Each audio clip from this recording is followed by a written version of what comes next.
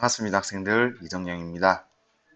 자, 이번 한국사 영상에서는 통일 신라의 토지 제도와 세금 제도에 대해서 함께 알아보도록 하겠습니다. 특히 오늘 같이 알아볼 내용이 많은 학생들이 어려워하는 부분이기 때문에 함께 열심히 잘 준비해서 공부하고 좋은 결과 얻었으면 좋겠습니다. 자, 지금부터 함께 시작해 보도록 하겠습니다. 고대 세금에는 크게 세 가지 종류가 있습니다. 첫 번째, 토지에 매겼던 토지세인 전세. 둘째, 특산물을 거둬들였던 공납. 세 번째, 노동력을 징수했던 역이 있습니다. 역은 다시 두 가지 종류로 나누어졌죠. 군대를 가는 군역, 그리고 공사를 하는 요역이 있었는데요. 자, 이 세 가지 세금의 기본 개념을 잡은 상태로 새로운 용어 두 개를 함께 알아보도록 하겠습니다. 바로 소유권과 수조권입니다. 소유권은 땅을 가질 수 있는 권리, 수조권은 땅에서 세금을 거둘 수 있는 권리라는 뜻인데요. 자, 이 두 가지 개념 함께 잡아두기 바랍니다. 소유권, 수조권 있습니다. 자, 지금부터는 오늘날 국가와 관리 사이의 봉급 체계에 대해서 알아보도록 하겠습니다. 자, 현재 오늘날을 기준으로 해보겠습니다. 가운데 국가가 있습니다. 그리고 오른쪽에는 관리, 흔히들 공무원이라고 하는 사람들이 있지요. 자, 국가관리, 공무원들이 나라를 위해서 일합니다. 그러면 국가는 관리들에게 봉급을 지불하죠. 그런데 여기서 질문, 국가가 관리에게 주는 이 봉급은 과연 어디서 온 걸까요? 그렇습니다. 바로 우리 국민들이 내는 세금에서부터 온 것입니다.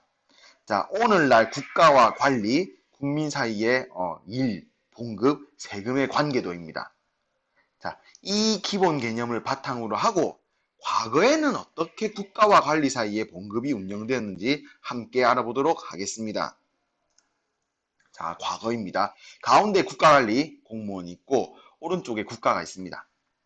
국가관리가 나라를 위해서 일을 합니다. 그러면 국가는 이 관리에게 특정 지역의 수조권, 세금을 거둘 수 있는 권리를 줍니다. 그러면 국가관리는 이 수조권을 받고 자신이 수조권을 행사할 수 있는 지역으로 갑니다. 그리고 그 지역에서 직접 세금을 걷어서 본인의 봉급으로 사용하게 됩니다. 이것이 수조권을 주고 수조권을 행사한다라는 개념입니다. 자, 이 개념을 여러분들이 잘 이해해 두어야지 이 다음에 진행할 노국과 관료전의 이야기도 이해할 수 있습니다. 국가관리가 나라를 위해서 일을 하면 국가는 관리에게 특정 지역에서 세금을 거둘 수 있는 권리, 수조권을 줍니다. 그리고 관리는 본인의 봉급을 직접 세금을 거둠으로써 대체한다는 것이죠. 자, 이 개념 잘 이해했으면 다음 단계로 넘어가 보도록 하겠습니다. 자, 또 조금 전에 했던 내용과 똑같은 부분입니다. 자, 수조권을 행사하는 과정인데요. 국가 관리가 나라를 위해서 일하면 국가는 관리에게 수조권을 줍니다. 관리들은 자신이 배정받은 땅에 가서 이 수조권을 행사하는데, 자, 자신이 배정받은 땅이 노급인 경우에는 두 가지 종류 세금을 거둘 수 있습니다. 죄송합니다. 세 가지 종류의 세금을 거둘 수 있습니다. 바로 전세, 공납, 역이 되겠습니다.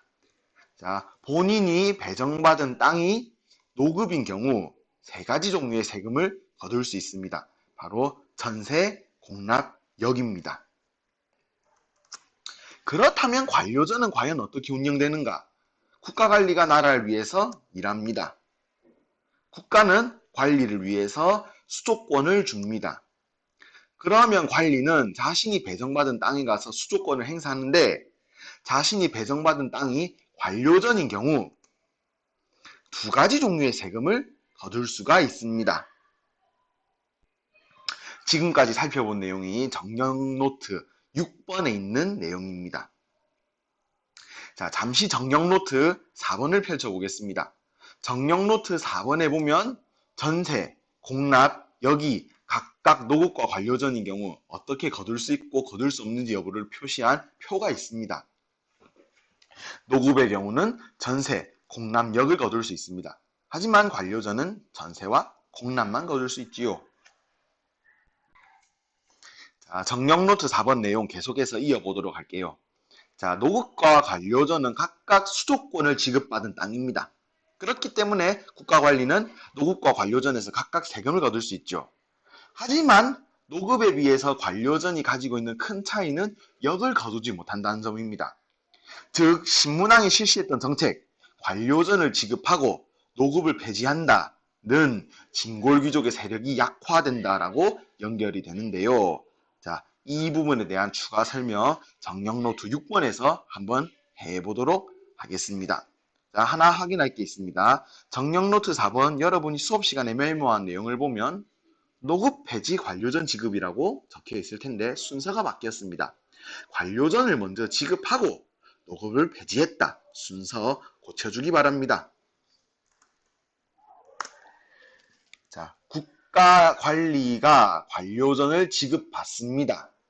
신문왕 때입니다. 신문왕 때 관리들은 관료전을 지급받습니다. 즉, 국가관리들은 이 관료전에서 전세와 공납을 거둘 수 있다는 점이죠. 여기에 더해서 신문왕은 노급을 폐지했습니다.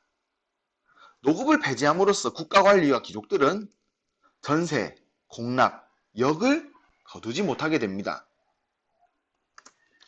관료전을 지급하고 노급을 폐지함으로써 일어난 가장 큰 변화는 결과적으로 역을 걷지 못한다는 점입니다. 역에는 크게 두 가지 종류가 있었지요. 군대가는 군역, 공사하는 요역. 이 두 가지 역 중에서도 국가의 입장에서 귀족들이 마음대로 행사했을 때 부담이 되었던 것은 바로 군역입니다. 귀족들이 세금을 걷는다는 이유로 마음대로 군대를 뽑을 수가 있었기 때문이죠. 그래서 관료전을 지급하고 노급을 폐지했다는 정책은 결과적으로 귀족들로 하여금 역을 걷지 못하고 군사를 모으지 못하도록 막았던 정책이 되는 것입니다. 신문왕이 관료전을 지급하고 노급을 폐지함으로써 역을 걷지 못하게 하고 군사를 모으지 못하게 함으로써 결과적으로는 진골귀족의 세력이 약화되고 왕의 힘이 강화되는 결과를 낳게 된 것입니다. 자, 지금까지 정령노트 4번, 6번에 있는 내용을 함께 보면서 수도권, 소유권, 관료전, 노급의 개념에 대해서 알아보았습니다. 여러분이 신문왕의 정책을 배울 때 관료전 지급, 노급 폐지는 왕의 힘을 강화시키고 귀족의 힘을 약화시킨다 라고 기계적으로 외울 수는 있습니다.